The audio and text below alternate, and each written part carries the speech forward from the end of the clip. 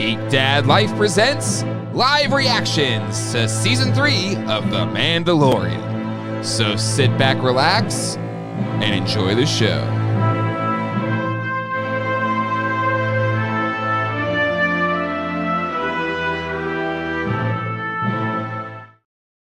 Hello, everybody, and welcome to live discussions on Season 3 of The Mandalorian.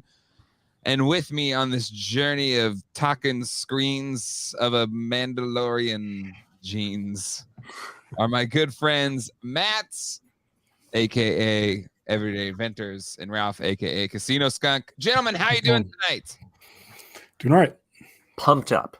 Pumped? Pumped up.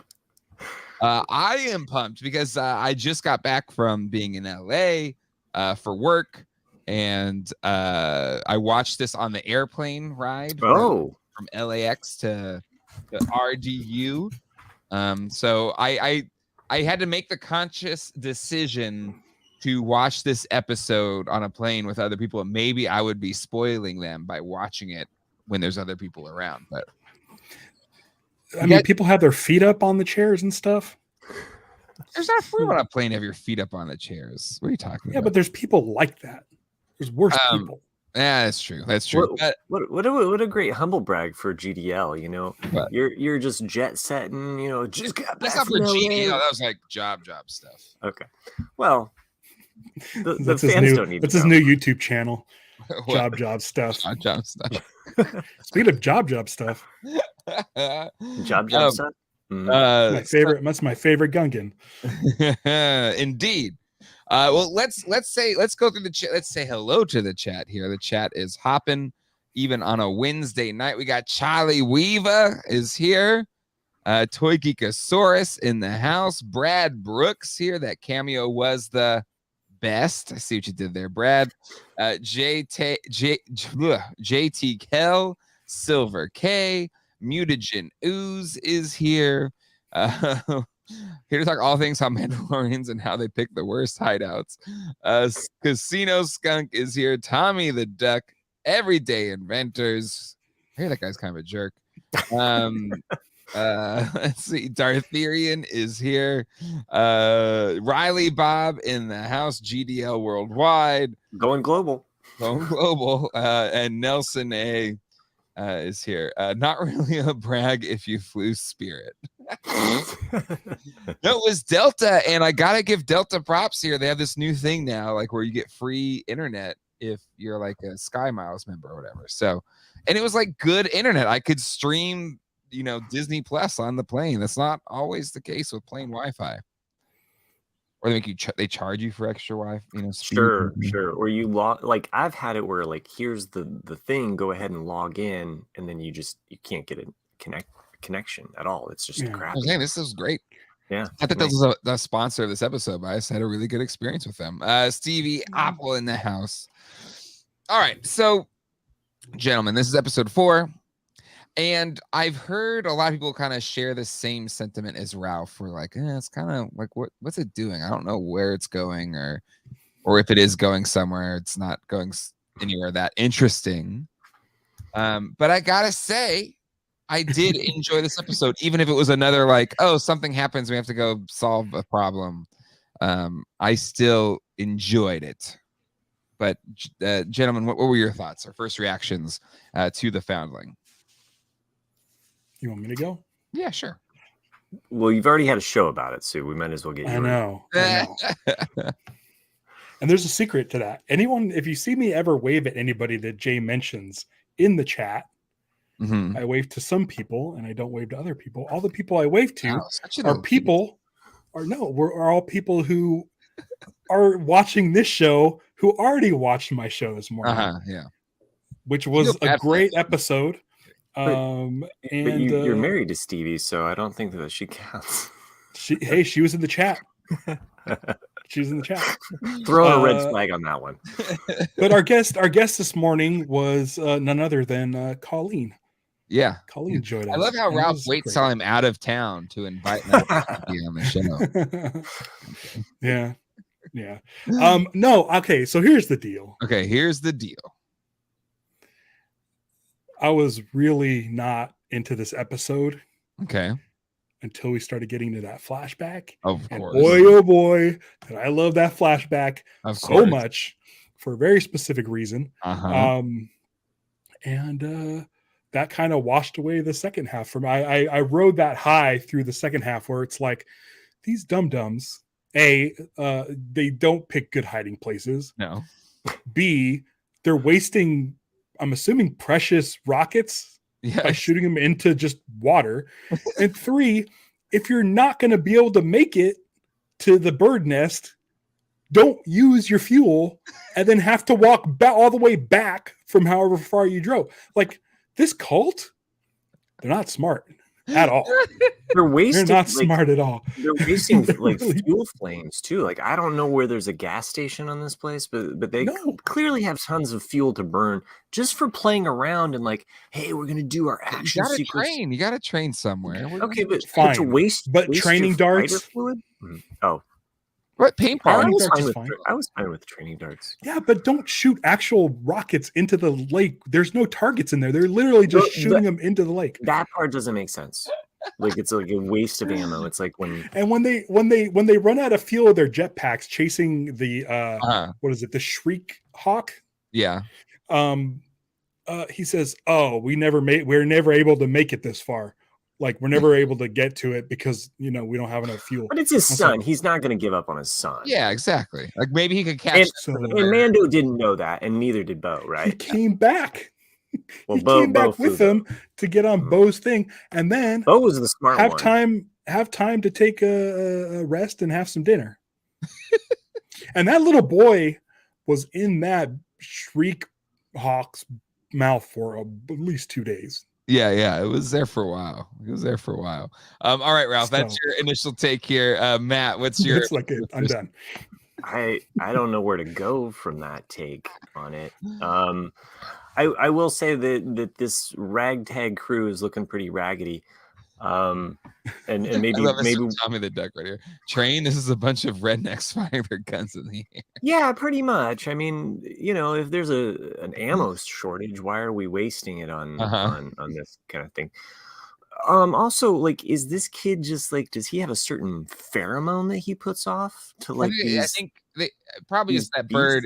They're easier to pick off. But it's the same kid that got the monster attack from the first one. It's like, Vizsla couldn't fit in his mouth. The kid could. I see. But did you notice, like, when they're in the nest, there's like another little Foundling helmet in there? It's like, dang. Charlie Weaver puts it, the LARPing opening was awkward. Yeah, it was a little kind of. There was a dude who looked like he was like standing on the rocks doing nothing, just on the rocks facing it. And then upon second viewing, I noticed he was climbing with his thing, but like 2 feet off the ground, like he was climbing up his. Maybe we'll just put it. We'll fix it in post. We'll fix that in post. Yeah. Okay. My take is similar to Ralph's. I liked this time. I liked the creamy center of this Oreo. Okay. And it almost kind of left me disappointed at the end because it set up the story plot device. And when we get another Mandalorian at the very end, Bo. Getting an armor thing, I was like, "Ooh, are we going to get another flashback? Maybe of the fall of Mandalore?" As we're watching her, we're watching to see like how or what happened with Bo to get her to this point, right? Like, let's see her breaking point. But no, we just get more of that mythosaur myth playing out. But I saw it. Yes, people have visions all the time. Sure, yeah. I'll tell you who this episode worked for, though. So for us fanboys that might be kicking the plot portion of the story and being upset with, my kids loved it. My daughter, who was just like, wow, last week was, she was all in. She was like everything about this episode, and she loves Bo. So getting anything more with her doing action sequence stuff, And of course, that whole middle section was just, I mean, as soon as we started seeing that pounding, I was like, oh, is it gonna happen? Is it gonna happen? Well, at first I was like, why does Grogu have a pained face? Does he not want armor or something? And then it was like, oh, I get it now. He's having a flashback, but the face didn't connect. He has big ears, so loud noises can really hurt and set him into a flashback. He doesn't want to be a Mandalorian. It was throwing me off until I was like, oh, they're doing the flashback thing they did season 1 with Din. So I don't know what we talking pounding. Yeah, it was a loud pounding, Kayla. But yeah, so a B, maybe I give this episode. I liked elements of this. I don't want to like be mad at it. And I liked the whole father. I liked the whole father-son reveal. Like come on, that pulls at any father-son was great. Flashback was amazing. Okay, let's just jump into it. All right, let's just skip the stuff that we sort of like theorized that it was we did Vizsla's son, right? Yes, it almost like hitting us over the head with it, But so let's just jump into the flashback because it's the coolest part. It is. And can I just say, like, I'm a notorious crier in movies and TV shows. And the second I saw it was Ahmed Best. Ahmed Best. He said earlier that it was Ahmed, but go ahead. Ahmed Best. I started crying because he got ruthlessly, just his career was forever altered. Him and what's the kid's name? The Anakin. Lloyd. Yeah. And so just seeing him get that to be a badass Jedi, to be the one to save Grogu, and I assume there's still more story there. I freaking loved it. I mean, honestly, I would have been cool if just Jar Jar showed up and saved him. But even still, I like that he got to be just a badass Jedi because he's already played that Jedi in something else, right? Yeah, it was the Jedi Temple show with the kids, and he has a name. Which if anybody did their homework, we would have that name for us. But dude, two swords. I was on the plane crying. That's how it affected. Listen, you guys, I'm like the number one. I'm probably the oldest Jedi Temple Challenge fan on the planet. I love Jedi Temple Challenge. Okay. It's amazing. How are you the oldest? I watched it when it came out live. Yeah, but dude, you're not a fan because you don't even know that it's Keller and Beck. When the doors opened, me and Stevie yelled. Me and Stevie were like, "Holy shit, is that Keller and Beck?" And then when they said his name, then I got excited because I was like, "Oh, this is happening!" I can't believe this is happening. This is a character that I've watched on a YouTube kids channel. Yeah. So, I mean, you might be older by, I don't know, probably not. I just watched it when it came out with my kids. We watched all of those Jedi Temple Challenge episodes. And the first one is hilarious because there's this kid who doesn't want, he's not even in the game. He's so out of the game. And I can't remember what his name is, Johnny or whatever. But I mean, he just eats it on the first challenge. It's so funny. My kids and I, we kind of laughed about that for a long time. But no, I meant oldest in age, by the way. Listen, we got beefs happening live, right? I know. There's probably no one older than me that likes that. All right, Ralph, you're the biggest. I'm saying you win. It's okay. It's okay that I'm older than you, but it's but fine. Also, you got to remember these characters' names because apparently everything is important in Star Wars, including a YouTube channel show that never even made it to Disney Plus that ran for one season during the pandemic and looked like it was made of literally foam. The sets were made of foam. And it's such an entertaining show. And for them to choose that Jedi to free Grogu it's mind-boggling and it's amazing. It's so amazing. Using a holiday special reference, and you know what I mean. It's that in Galaxy, so it's crazy. It's really crazy. No gatekeeping is what Kayla says. Yeah, so no gatekeeping. You don't own that property. We can all enjoy it. So yeah, but I'm just saying. I'm saying I knew the name and you didn't. Okay. I looked up the name and read it You're before we always even talking- recorded. I just forgot it because it's not that important. You're to me. always reading books and shoving books in my face, and you know the Clone Wars, and you shove that in my face, and it's like finally, this show made for 5-year-olds. You won. Good old Ralph comes through. You watched it, and you don't have kids, and you watched it. Yes. The pandemic was a crazy time. It was. We were very upset that there was no season 2, by the way. Like, it's kind of a ripoff. I believe you. So we've probably talked more about this show than the actual Mandalorian episode at this point. But what a great moment, though. I mean, just that whole him saving the day, them being together, and then that Naboo ship. Yes. Which brings a whole other thing into mind. Like, what's going on there, right? Like, how does this connect to Naboo? Is, are they going to be part of the Jedi path that comes about? Like, is that, are we going to see the formation of that? Yeah. And we clearly, with these flashbacks that they've set up in the Mandalorian, like, we only get these like key moments, and maybe we'll get a couple more of them as Grogu becomes a Mandalorian.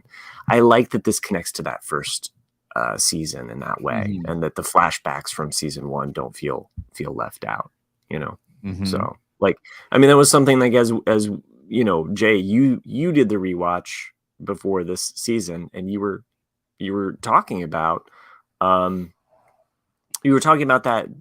Sorry, I got distracted with whatever Ralph was pointing. I was pointing at that comment. I want to bring that up, so make sure you start that one. We can talk about that. I just was mentioning that when you did the rewatch, you were talking about that, how those flashbacks just kind of feel out of place in season 1. So now they kind of have some connective tissue to further in the show. They're expanding on it. It's kind of the way that Din's story was slowly unfolded through season 1. So now we're finally getting to Grogu. So here's the thing. That ship, I don't know, is it actually Jar Jar's ship or not? Well, it's a Naboo senator ship, and he would be the only living Naboo senator at that point, right? Because Padme's not there. So I brought this up earlier, and I want to bring it up again because I think this would be pretty amazing if they did this. Is that that I'm hoping Jar Jar is like stowed away on that ship. Yeah. And I want a scene with Jar Jar and a scene with Kelleran together. Yeah. In the cockpit of the ship. That'd be cool. And I would love to be, since this is Order 66, and this is the fall of the Empire, the Empire that Jar Jar helped create in episode 2, or was it episode 3? Episode 3 seals the fate. Right. Yeah, 2, he's the one that nominates Palpatine as Grand Chancellor. Right. And that's got to weigh heavy on him. And the whole galaxy probably hates Jar Jar. Can you imagine everybody hating Jar Jar? And Jar Jar feeling and Jar Jar feeling down at this moment. But to have Jedi Master Kelleran Beck talk to him and soothe him and let him know, listen, things are bad now. Don't worry. Everything's going to be okay. It's like a great sort of inside meta thing about Ahmed Best. Yes. And his relationship with the Star Wars fan. Yes. And people now embracing it, because I don't think anybody is mad at this cameo. And if you are, I don't understand why. Only so I'm assuming everyone's like way down with it. And I think that would be a great moment. I don't know if it'll happen, but if they do like a Tales of the Jedi thing, or that's how, I don't know. But I really, I would love more fun seeing him in that series of Tales of the Jedi. And I think that would be a good fit for that story, right? Or even this character.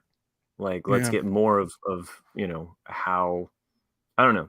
There's a lot there, and who knows how much of this story we're going to see, because typically in these flashbacks we're not hearing sound or people talking. It's all visual. It's all visual language kind of things. So But I think with Ahmed's story, it would just be super great. It would be super great. We just hadn't seen any conversations happening in those flashbacks so far in The Mandalorian. Right. You know. So it might serve somewhere else. But we could even see just even those interactions from a standpoint of like those two interacting or consoling. I mean, there's a lot that you can do with the physical language there. Plus, I'm a big fan of Jar Jar. Unironically, I like Jar Jar. You so got that seeing tattoo, more Jar Jar, and I was really shocked when you did. I don't have a tattoo. I grew to like him a lot more after watching Clone Wars, just because there was just more time spent with him. It was he was this funny, annoying character in the first movie, but he plays for the kids well. And then it's just the response was so negative, he pretty much got removed from the rest of the movies, so he didn't really have any other time. Yeah. And again, it was another one of those things where, on Clone Wars, he was still, comic relief, but I felt like it expanded the character more, and I spent more time with him. And then, Jar Jar is cool. I don't mind Jar Jar. He's my best friend, right? Jar Jar? Mm-hmm. It's right there. Ralph, Misa best friend, Jar Jar. I'm at best. He's had that sitting there waiting for this moment. It's here all the time. I do not know why I haven't framed it. I need to frame it. Was that from Celebration like 2 years ago? A friend of mine, Kevin Stone, was at Star Wars Day at Walt Disney World. Oh, okay. He got that for me. Nice. He said, "Oh, I know Ralph." And Ahmed Best said, "Oh, he's my best friend." And here. I love it. I do like Jar Jar, though. I do like Jar Jar. Bringing in props like Gallagher. No, or Carrot Top. I love Jar Jar as well. I think he's really good. I didn't say love. I didn't say love. I think he's cool. I think he's neat. I really like him. Jar Jar and Grogu in one scene. My kids are gonna lose their mind. Just eating up eggs.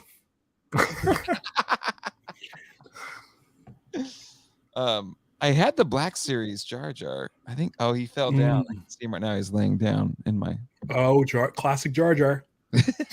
Classic.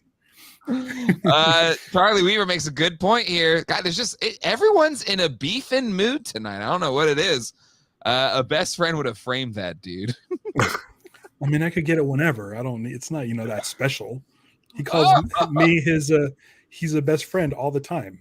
Oh, well, why don't you ask him next time, like, what's happening with season 2 of the Jedi Temple Challenge? We've got a couple kids that want to enroll. Okay. Yeah. Yeah, they don't believe me. Yeah, Misa too. I have to say love you to him personally. I can't say love like Jay said love, but he's great. He's great. I should have called him on the Ewok phone. I don't know why I didn't call him on the Ewok phone. Yeah, why? This is a perfect chance for another great prop. You showed it off. I mean, you did use the Ewok phone. Oh, okay. Any other? I love that the mountain scene was brought back into I love the high speed chase in Coruscant. All Attack of the Clones. And the peak of the mountain was there. Yeah, and it connected to. And then there was a little moment where I was like, see, it connects. That mountain shot almost replicated the Ralph McQuarrie artwork. Yes, yeah. Like we saw it last weekend. We saw bits and pieces, and the camera was all. But this was like a locked position where we saw the. There was also the train tunnel, and when that happened, that happens before the mountain. But that train tunnel, I was like, this is familiar. Like there's that slowly, like, oh yeah, we saw this in last week's episode as well. Yeah, but it wasn't until that mountain peak that you're like, yep, okay, it's here like we're poetry. all in the same. So. It rhymes.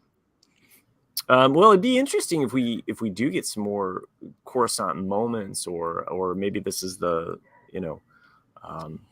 I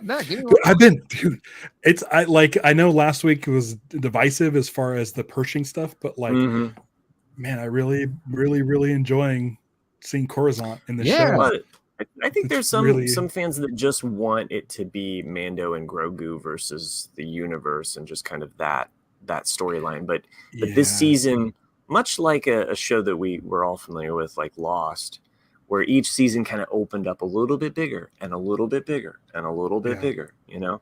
So the thing is, though, they're only 8-episode seasons. So it's like, right. But I mean, like, I don't know. I get what you're saying, like, as far as like bringing it, making it more. And I mean, we have that clan base now, which my wife is out on. She's kind of like, I'm not into cults. Like, she's just kind of like, I'm not real cult wild about this cult. I think that's the big problem, you know, for this season is him going back to the cult. And like, if there's not some way where they figure out like they don't have to be a freaking cult to exist, but it's not only that. It's like the first week when they kill the alligator turtle, barely like, alligator turtle, like you guys were like invading on his turf, like need to be blown up.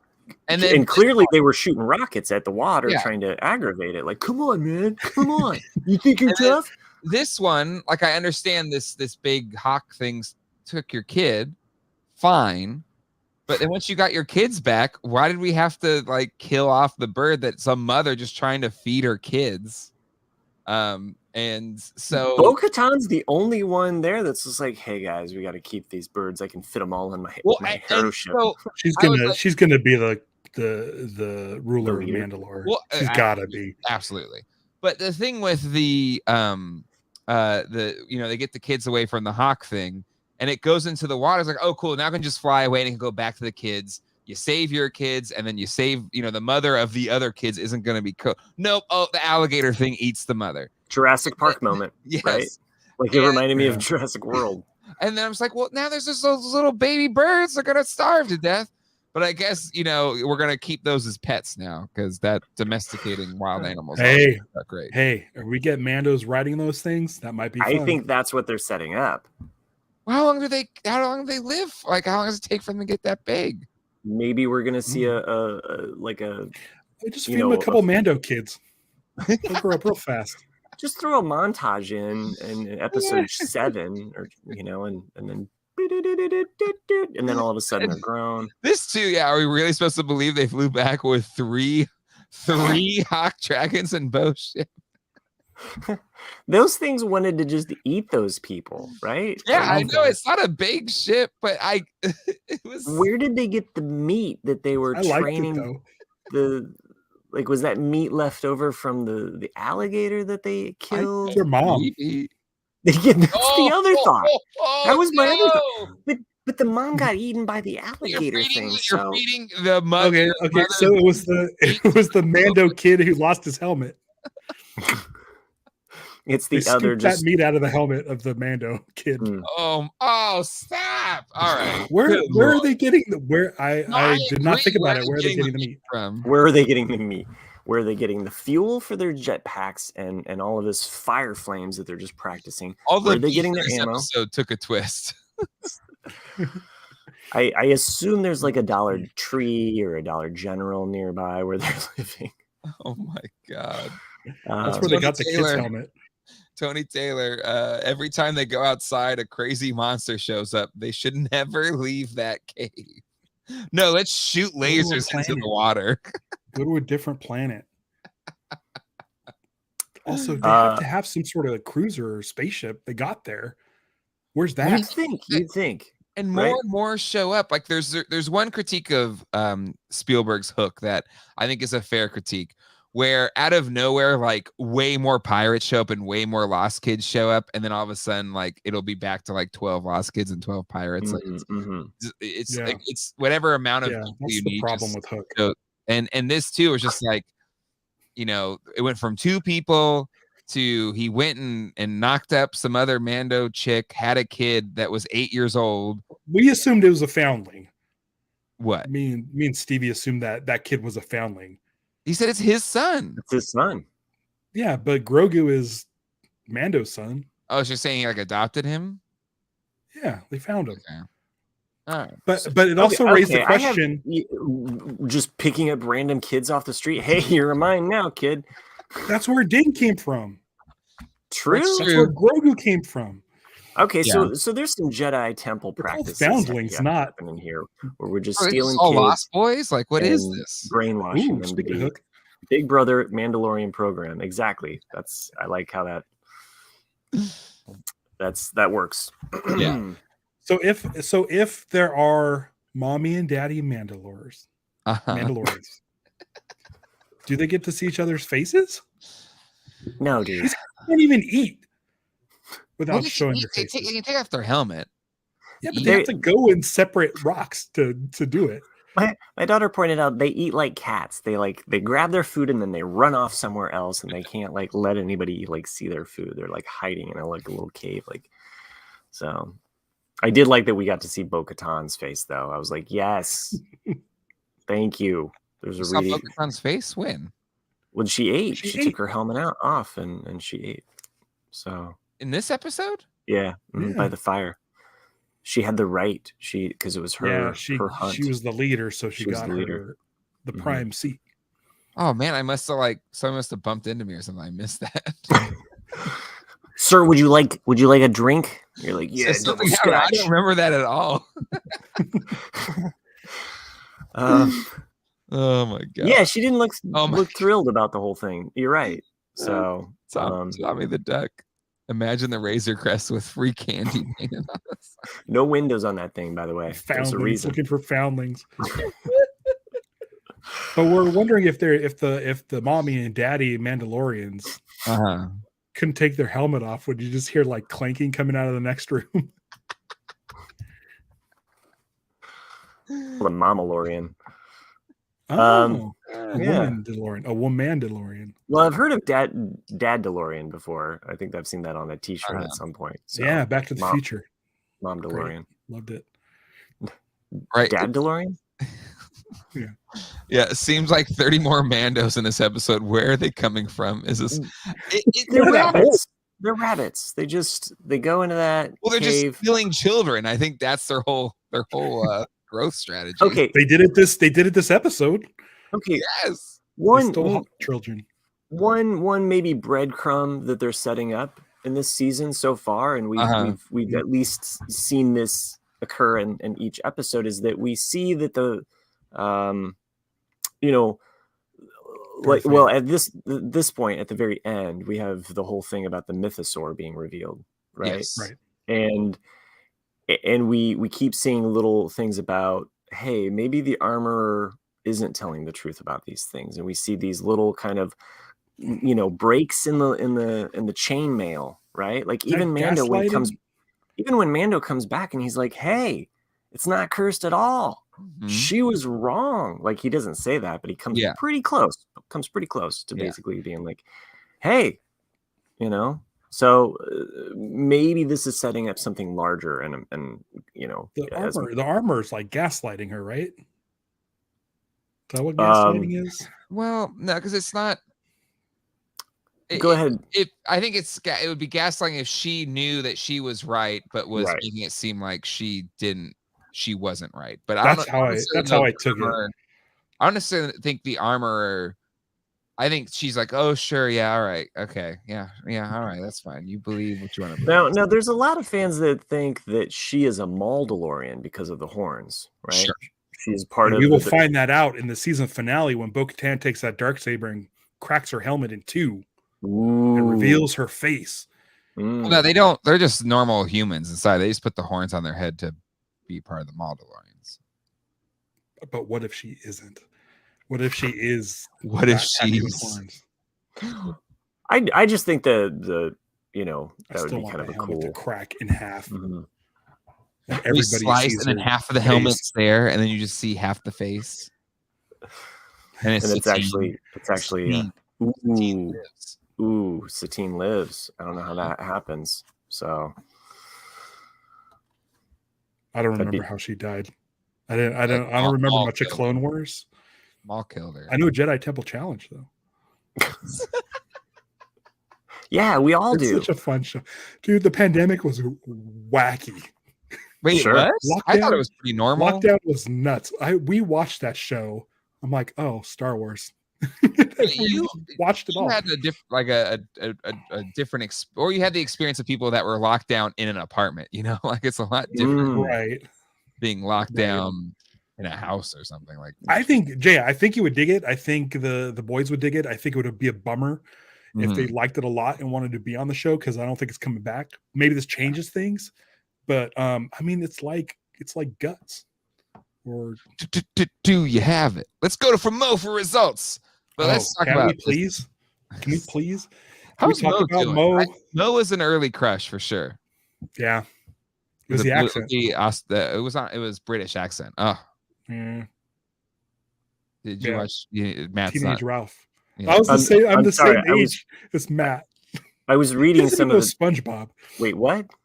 Huh? I'm sorry. I was reading Nickelodeon. Clearly, we figured this out. Matt did not have Nickelodeon growing up. I had some Nickelodeon growing up, but and you would. So, what's your thoughts on Mo from Guts? You had Mike O'Malley. I don't know what went on to have a pretty decent acting career. But whenever I see Mike O'Malley in something, I'm like, Guts.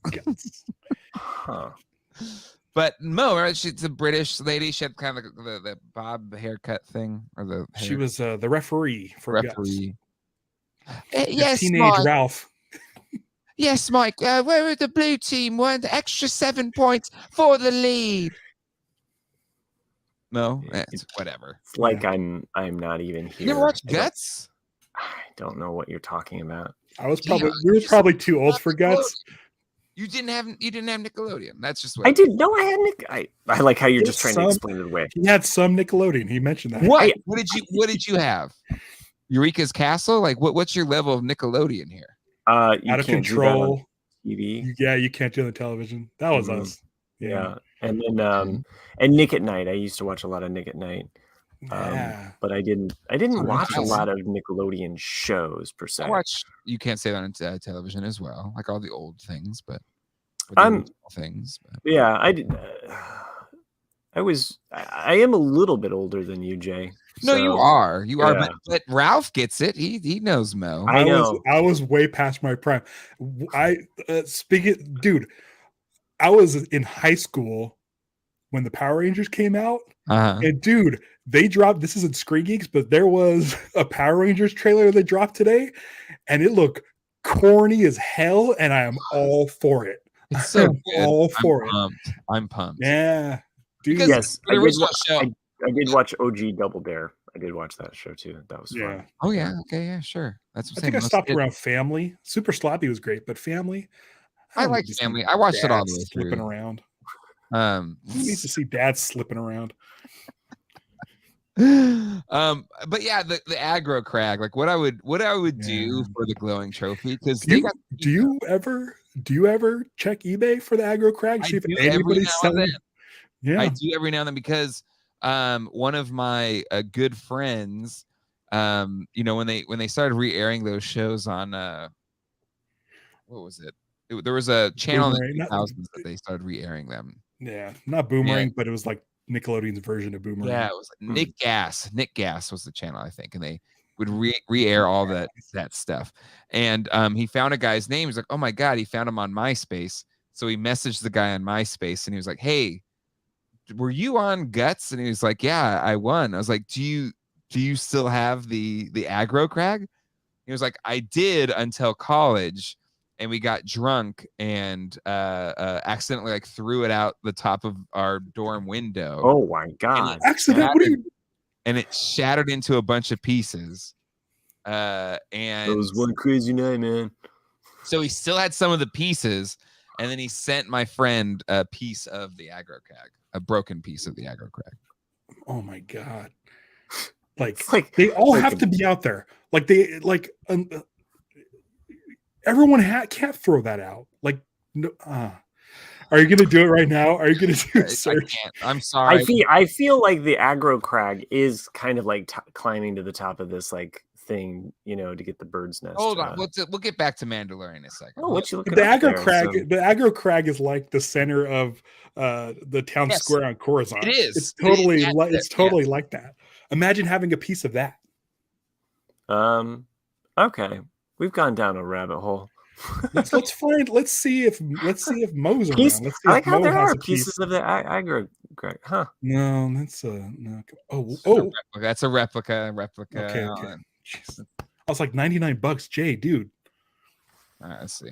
That's like 1/5 of a. Tony Taylor Toys is here. He makes cool stuff. Like Tony, you see to make a life-size replica of the next Phantasm release. I mean, that's pretty. I mean, if people want it, they're gonna like get it. Yeah, just call it what it is. If people want it, they're gonna get it. Yeah. We are. I don't like buying a lot of stuff just to have. Yeah.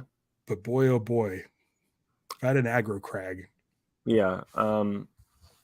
Well, this is a deep dive. I really didn't think we were going to go on tonight. Talk about Mando. There's not really much else that happened. I know, that's crazy. Right? It was a short episode. The kids get a really short episode, stolen, and basically there's a flashback in the middle, and Bo saves the day, and they save the little things that they're going to clearly ride. Grogu got a little shield. Captain America shield. Yeah. Mm-hmm. I thought it was going to be a yarmulke. I really did. The way she was holding it, I thought she was just put it on his little head.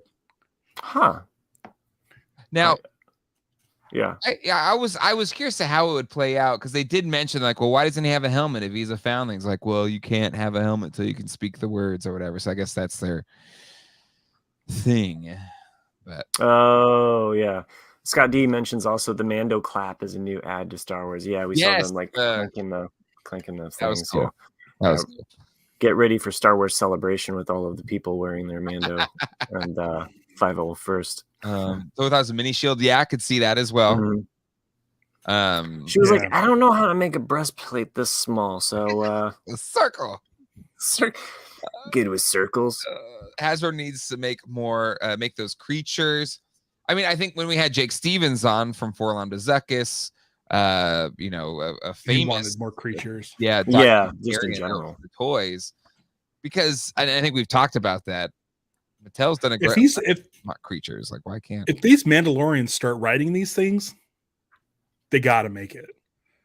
And it's probably going to be a HasLab, and it's probably going to come with 3 little guys as a stretch goal. And but I just hope that the rest of the season, are we just going to hang out in this like Florida Dust Bowl kind of area? I think the only thing we haven't seen from the trailer yet are the Mandos dropping into Navarro. Yes. Oh yeah, that's true. And it seems as though, they set up that Salad the Hutt in the first episode. Mm-hmm. That's got to pay off with them coming back and maybe attacking Navarro. And then we also have the attack that happened on Bo Katan's castle that's unresolved. That's true. It seemingly odd that this is happening at the same time that I can't read Mando droppings. Reading it is Ian Malcolm. Mando droppings. I'm sure you. They're gonna have a lot of little dragon droppings here in a little bit. Rick Jones, Dragon Riders, Game of Thrones, eat your heart out. Start next episode and their cave is. Doesn't it feel like they're setting that up though? Dragon Riders, Mando Riders, like I mean, but it's not going to do them any good out in space. They need to get out in space if they're going to go to Mandalore, and they're just going to get bigger. They're not going to be able to stuff it into Bo's ship. Why don't we just throw physics out the window and they just ride those? Bo's ship. She fit full giant baby. But they're going to get bigger. Dragons. Yeah, they're going to get bigger. So we need a bigger ship to carry them to Mandalore and see them come back to Mandalore. I just hope. Do you think we'll get back to Mandalore by the end of the season? I hope so. I feel like the poster and the style, like the background. We can even see it on here. We see the glass and it almost it almost feels like we're gonna get more. Yeah, down there. It looks like Aggro Crag. Yeah, right below you. It connects. See, we weren't off topic. It's big guts the whole time. It was there. It's right there. Look at this. It's Yeah. right there. Yeah, it looks pretty close. What Scott D? What happened to the huge alligator corpse? That must be the meat that they had for the. A lot of meat. No refrigerators because there's no electricity. Or is there? Because they've got It's just a an forge. old-fashioned refrigerator. It's just Do they have freeze throwers? They should have freeze throwers in addition to like flamethrowers. Ooh, I like that. I like Freeze throwers. Mm-hmm. Yeah, I've been playing that with that makes for some Prime, sense. so Mm-hmm. no. We have to have all of the things that Superman has. We have to have laser vision, heat, and then breath. You know, like the so, and also foul breath, like just like something that's just so noxious that it like poison breath. So, well, if there's nothing else to say about this episode, no, there really isn't. What's that? Let's go to Meme DeLorean. Let's do it. All right. Let's bring these up. By the way, next week I think is the last 2 episodes of Bad Batch. So, if I'm not that's mistaken, exciting. It's finishing up Was soon. I'm behind. I think it's been a mixed season. Season 2's been a mixed bag. I've liked how it's been ramping up towards this end here. So I've heard that it's enjoyable. Like the episodes without the Bad Batch in it are the more enjoyable ones. I don't know if that's the case. I haven't watched it. Yeah, pretty much. But I think once it's done, maybe I'll catch up and I'll watch it. Yeah. Scott D this morning. I like that you guys, James or Colleen, called it Space Utah. It's James, which is funny because I don't think I'd be able to pinpoint a certain spot in like England, but it was a good call. It was a really good call. I put the link in the chat to the screen memes for this week's episode. Again, thank you to Colleen for putting this together, and I believe Kayla sent some as well. And I think we also Jake Stevens sent one in too. Really, screen memes open to anyone. You can always send in your screen memes if you found a good one to geekdadlife@gmail.com. I really like the gold leafing, by the way. Yeah, he's got he's really cool setup for sure. For sure. He's known as the sabered hand in the show.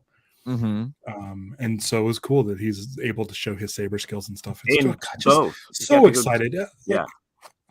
Like I kind of want more of this stuff. Have we seen that live action, like double swords like that, green and blue? Yeah, going up. I think Anakin fighting Dooku in episode 2, sort of. True.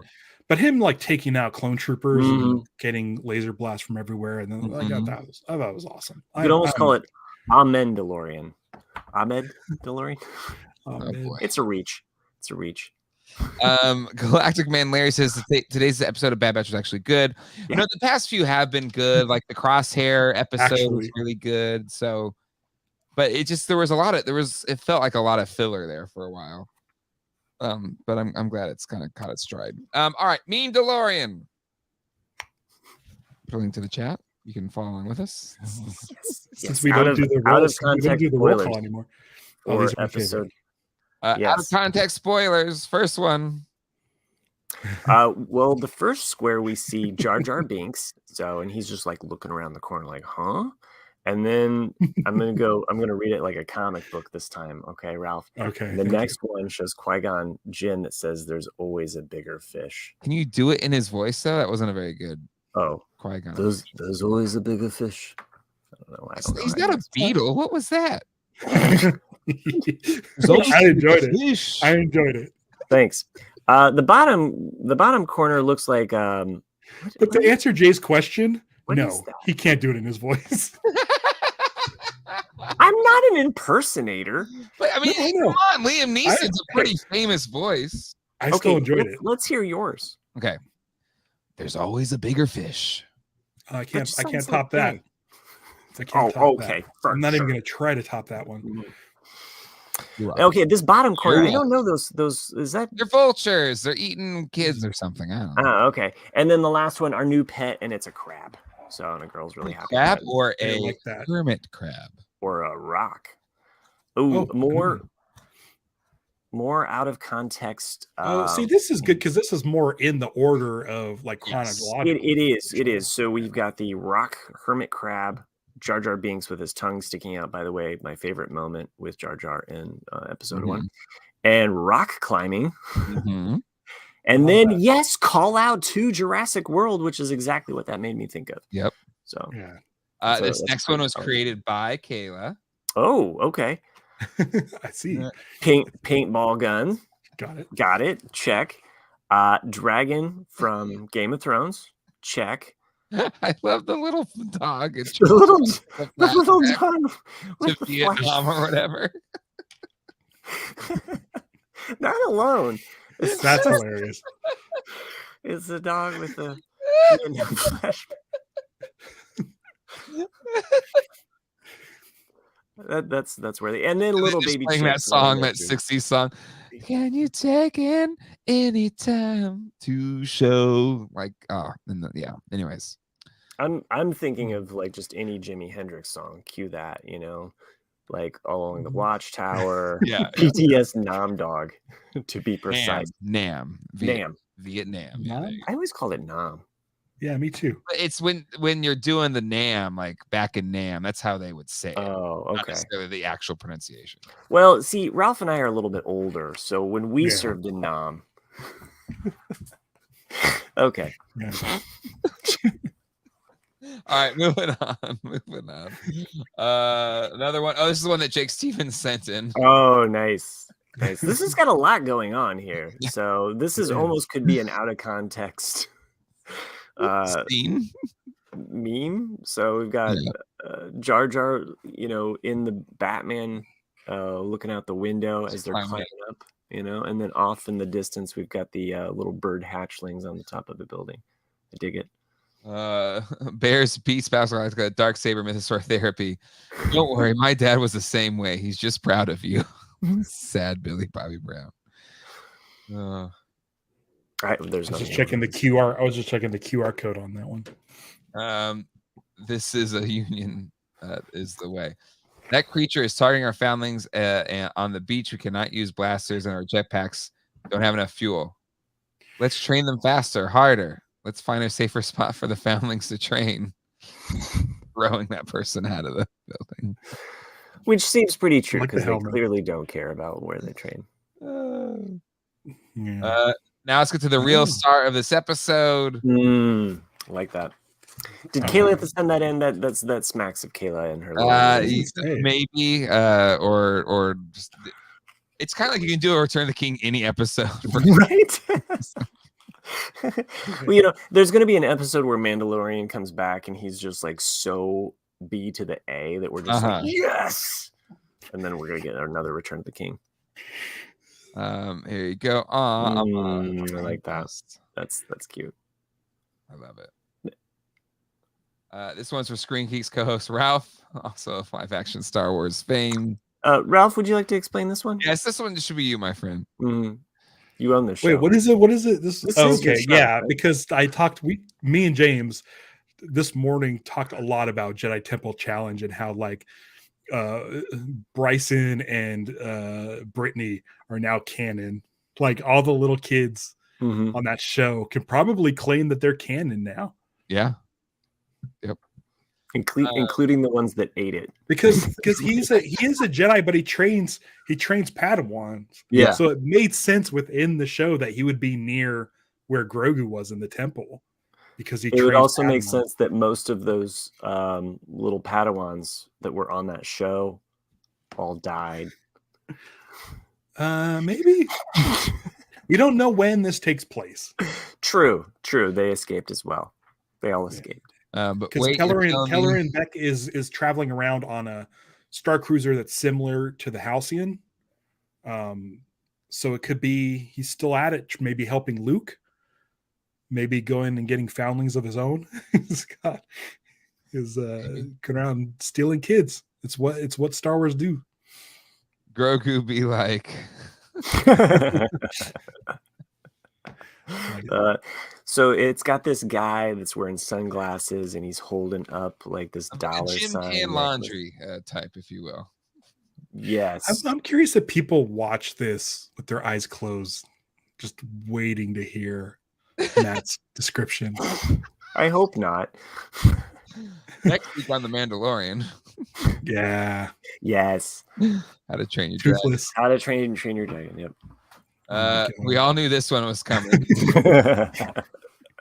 Let's describe this one, Matt. Go Okay, so this is your classic. The guy's looking at the other girl while he's walking with another girl, and it's Bo Katan, but she's looking at the mythosaur because she's looking pretty hot, and she's walking with the Darksaber because she basically won the Darksaber. We all saw it. She has rights to the Darksaber. I'm sorry. She totally has rights to the Darksaber, and now she's all about the mythosaur. By the way, I've never remembered the mythosaur skull having the Harry Potter lightning bolt in it.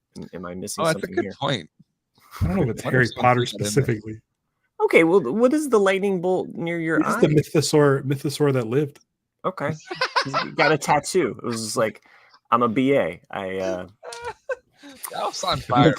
He got the tattoo and is now regretting it because it might be problematic. Well, he's connected to all of those Horcruxes. All right, let's move on. Yes, honey. I saw a real life mythosaur. Sure, Bo Katan. Let's get you some new helmets are armor. hilarious. By the way, because she is like 60. She is old. She is old. But yeah, it's like, sure, Bo Katan. Let's get you some new armor. The internet is trying to make Barmer happen. Bo and Din, Bo and the Armorer.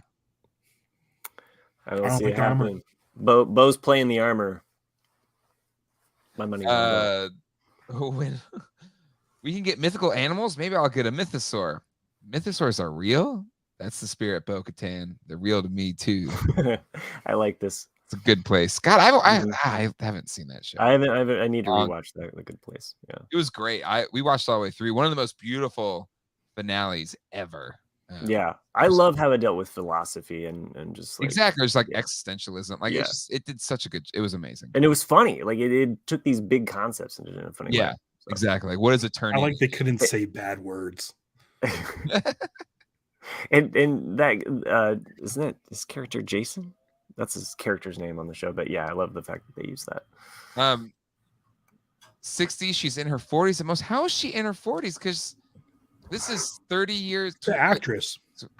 Oh, sure. But I'm saying sure. Cool. But she was in the Clone Wars. Cool.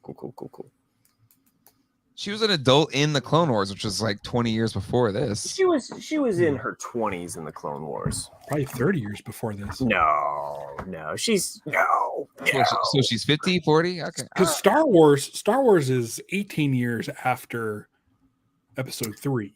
I've also heard 19. So, but still, yes. She was in the and then you have another 4 years of Star Wars. And there's like another 2 years. It's been 5 years. Yeah. It's been 7 years technically since Return of the Jedi. We because season looks one, great. Season 1 is 5 years. Season 1 is 5 years post Return of the Jedi, and we're led to believe that this is happening 2 years after. Later. So there's 7 years post Return of the Jedi. All right. Next one. Basically, when the gummies are in, basically Bo Katan in the armor when talking about seeing the mythosaur. You ever get so tired you start seeing spiders? Me after I take 17 Benadryl and start seeing the mythosaur. The who? Oh, this is not a safe space suddenly. And that's it. And if you want to add any more, what? Rick Jones, she's in her late 40s, pushing 50. Bo Katan, because if she's 20, let's say she's 20 at the end of Revenge of the Sith, then we just add 30 years to her, and she's 50. So I'm 50 years old. Again, thank you. She's my favorite character right now on the show. Oh yeah, I love Bo Katan. And I really hope she doesn't start like listening to the cult stuff. Yeah, I think she's using the cult, hopefully. Yeah. She's smarter than that cult. Yeah. Well, clearly, that cult is really dumb. Yeah. There are... Yeah. Let's stay in the place where this dragon keeps eating our children. It's like, if we keep going after him, I guess that kid's gone. We're going to keep going, even though we know we don't have enough fuel. We have an endless supply of kids at the Dollar General. We just go by, we pick them up, along with our jet fuel pack, some extra rockets, some meat. They've got gas. All we need. Yeah, gas. All right. Oh my God. All right, gentlemen. Final thoughts before we close this out. I'm looking forward to next week. I'm assuming at some point in the season we might get an Ahsoka, or we might get some other characters appearing. Yeah. So I'm kind of curious as to where the show is going to head. I don't need another flashback, but I would like to see more of this story. Obviously, they're setting this up, so I hope that pays off at some point yet still in this season. Agreed. Ralph, any other thoughts? I really enjoyed it. I think the last 2 episodes have been really enjoyable. Mostly because I'm kind of getting new things, like the Order 66 stuff is new. The Pershing stuff was new. It's new information. It's not, and it's information. That's what I crave when it comes to Star Wars. Not so much the rock climbing and the walking. The walking. But I just, it's like I've been really enjoying it. This season so far has been pretty solid, and I'm hoping the last half is awesome. I want to see let's get to some meaty story bits. And I'm good. I really like Bo Katan. She's my favorite. She's pretty cool because Bo's a rare cougar soar. Or MILF Mandalorian I'd like. Okay. Friend. I'd like to friend. Yep. That's definitely what that means. Space Cowboy, if the flying beasts keep attacking over and over, then they should be able to pick up on the pattern and lay a trap to kill it. Yeah, they're not very smart. Yeah, they're dumb. And we're not the only ones to point this out. And the kid could have just shot 3 shots back to back to back and then would have won. Correct. Like, Grogu just does a little backflip. He's like, tit, and he's gone. I was like, wait, you could have just shot all 3 at once the whole time. He's monster fodder. Like, he drew the dragon out of he drew the flying beast. The next thing he's going to attract is a land creature. Okay, he's got to get the trifecta: water, air, land creature. He asks Din, how come he doesn't wear a helmet? And he literally just got baptized 2 episodes ago. You think he would know why he doesn't have a helmet yet? Like, they're all dum-dums. They're all dum-dums. I'm sorry, people, folks watching this. I'm sure like they're dum-dums. It's okay. Like, they're not very smart. They're written. They're not really not smart in real life. They're written dumb. That's nobody's fault but the writer's fault. Right? I think it's their religion. I think it's their cult. Sure, yeah. It's Filoni. This episode was written by Filoni and Favreau. But it was directed by Carl Weathers. Maybe it was directed by Carl. I think he did a good job. But I think maybe Filoni was using ChatGPT to try and fill in some time there for him. There's just a lot of shortcuts and leaps that made it seem really dumb. But still, it's fun. And there was a lot of good in the episode. All right, everyone, that will do it for. Do I have music for this? I think so. Mando. I'll see you next week when I forget some random 90s knowledge. See you later. I think I'll have to do a different night because I have to do something with Colleen that I said I would do like a year ago and I forgot about it. So either live action Star Wars, Thursday or Friday, gentlemen, just let me know. Thursday would be great, but totally up to you too. And we'll also have a special guest with us next week, I believe, as well. I'll double check to make sure they can still do it. But still make sure you hit the subscribe and bell so you don't miss any of those episodes. And we will see you all next time. Hasta luego and goodbye.